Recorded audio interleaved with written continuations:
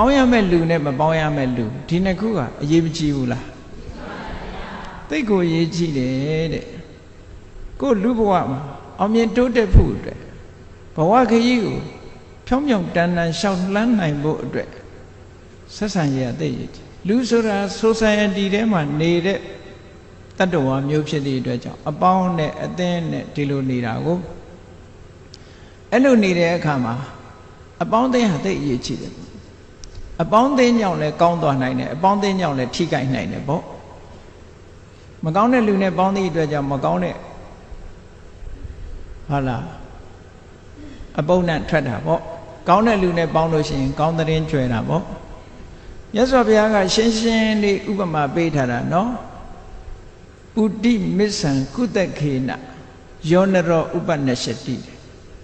ဆိုလိုတာကပုတ်နေတဲ့ငါသို့မဟုတ်ငပိပေါ့ငပိကိုဖက်ကလေးနဲ့ထုတ်လို့ရှိရင်အဲ့ဒီဖက်ကလေးဟာငပိပုတ်အနတ်မနာဘူးလားမှန်ပါဗျာအေးမကောင်းတဲ့လူနဲ့ပေါင်းလို့ရှိရင်အဲ့ဒီလိုကိုယ်လည်းအနံဆိုးထွက်တာပဲလို့ပြောတာနော်ထို့တူပဲကောင်းတဲ့ဆိုပါစို့အဲ့ဒီဖက်ကလေးကိုပဲဖက်ကလေး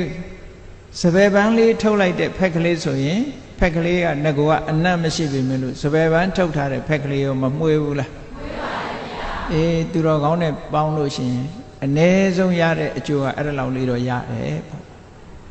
ဒါလောကကြီးမှာထင်ရှားတဲ့အရာတစ်ခုပဲမြတ်စွာဘုရားကဘာလူပသေဝနာလူမိုက်နဲ့ပေါင်းခြင်းပန္တိတုပသေဝနာပညာရှိနဲ့ပေါင်းခြင်းဆိုတာအကျိုးကျေးဇူးနှစ်ခုလူတကာနားလည်အောင်လို့ဥပမာလေးနဲ့ပြောတာစကားအဲ့ဒါကြောင့်မလို့ပေါင်းတဲ့ဆက်ဆံရေးဟာအရေးကြီးတယ်ဆိုတော့သူ့အကြောင်းကိုသိမှကိုယ့်အကြောင်းသူသိမှပေါင်းလို့ရတော့မှာပေါ့အကြောင်းမသိပဲပေါင်းလို့ရှိရင်ဒီပုဂ္ဂိုလ်ကအကျင့်စာရိတ္တကောင်းတဲ့ပုဂ္ဂိုလ်ဟုတ်ကဲ့လားမဟုတ်ဘူးလားသိနိုင်ပါမလားသိနိုင်ပါဘူးဗျာအေး